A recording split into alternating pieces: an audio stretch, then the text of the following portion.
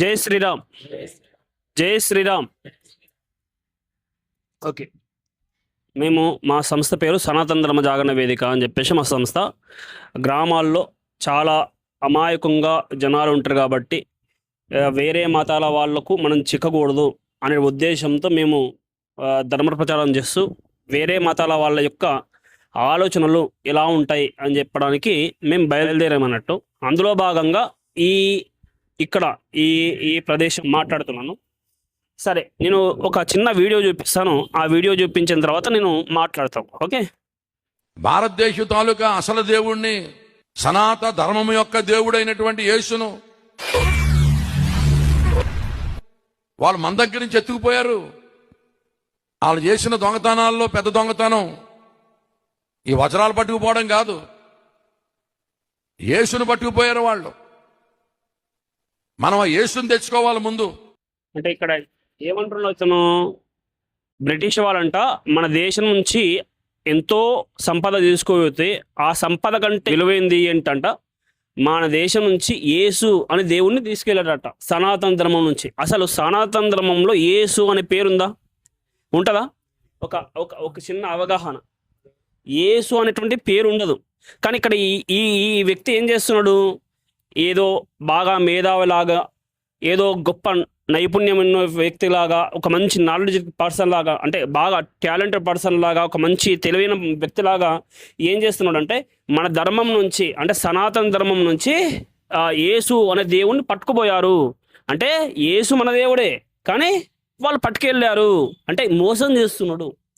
ఎందుకంటే మనం చాలా అమాయకంగా ఉంటాం, మన దగ్గర గ్రంథాలు ఉండవు, అలాగే మన దగ్గర ఎలాంటి నైపుణ్యం, మన దగ్గర ఎలాంటి అవగాహన ఉండదు. కనీసం చూడండి, ఒక క్రైస్తవం దగ్గర, అంటే క్రైస్తవ కుటుంబాల్లో ఎంతమంది క్రైస్తవులు ఉంటే అంతమంది దగ్గర, అంటే ఎంతమంది కుటుంబంలో ఎంతమంది వ్యక్తులు ఉంటారో అంతమంది దగ్గర బైబిల్స్ ఉంటాయండి. ఆ తర్వాత ఒక ముస్లిం కుటుంబంలో ఖచ్చితంగా ఒక కూర ఉంటుంది. కానీ మన దగ్గర కేవలం అంటే కేవలం భగవద్గీత అనేటువంటి గ్రంథం కూడా ఉండదు ఇంట్లో. కాబట్టి మనకు గ్రంథ పరిజ్ఞానం ఉండదు, అంతే కదండి. ఎక్కువగా ఎవరు ఏం చెప్తే అది నమ్ముతాం. దేవుడు అనగానే మనం బాగా అట్రాక్ట్ అయిపోతాం. దేవుడు అనే పదం అంటే చాలా భారతదేశంలో ఉన్నటువంటి ప్రజలందరికీ ఎలాంటి ఉందంటే, దేవుడు అనే మాట వింటే ఇంకా దానికి ఎలాంటి పేరు పెట్టకుండా, ఎలాంటి అబ్జెక్షన్ చేయకుండా వెళ్ళిపోతాం అన్నట్టు. అందులో మనం ముఖ్యంగా మన పల్లెటూర్లలో ఉన్నటువంటి ప్రజలందరూ, మళ్ళీ అలాగే మనలాంటి సామాన్యంగా హిందువులు ఎవరైతే ఉంటారో వాళ్ళ దగ్గర గ్రంథాలు ఉండవు కాబట్టి, ఆ గ్రంథాల్లో ఉన్నటువంటి విషయాలు తెలియవు కాబట్టి ఆ యేసు అనే పేరుతో దేవుడు, అతనే దేవుడు మన దగ్గర నుంచి తీసుకెళ్లారు అని చెప్పేసి చెప్తున్నాడు. అది విని మనం ఏం చేస్తాం? అయిండొచ్చు, వాళ్ళు తీసుకెళ్ళండొచ్చు, నిజమే, మన దేవుణ్ణి మనం తెచ్చుకోవాలని చెప్పేసి భావిస్తాం. అందులో వాళ్ళు ఎలాంటి ట్రిక్కులు చేస్తారంటే, ఎలాంటి మాయ మోసాలు చేస్తారంటే, ఆ యేసు అనే దేవుణ్ణి మన దేశం నుంచి తీసుకెళ్లారు అని చెప్పి ఆ తర్వాత హిందువులు అక్కడ నుంచి క్రైస్తవం తీసుకున్న తర్వాత, అంటే మతం మారిపోయిన తర్వాత వాళ్ళ యొక్క పద్ధతులు అలవాటు చేస్తూ దశమ భాగాలు గుంజుతారు.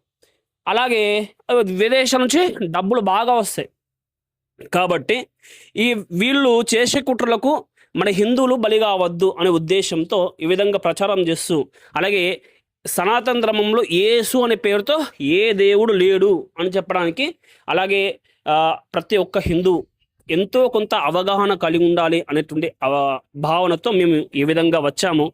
అలాగే ప్రతి ఒక్కరు, మీరు నేను అందరూ ప్రతి ఒక్కరు కూడా అయినా కానీ యేసు అనే పేరుతో ఎవరైనా వస్తే వాళ్ళను తిప్పికొట్టండి. వాళ్ళను తిప్పికొట్టితే ఎలాంటి సమస్య ఉండదు. కాబట్టి మీరు అర్థం చేసుకుని ధర్మం పట్ల, దేశం పట్ల విధేయతతో, భక్తితో ఉంటారని భావిస్తూ ధన్యవాదాలు.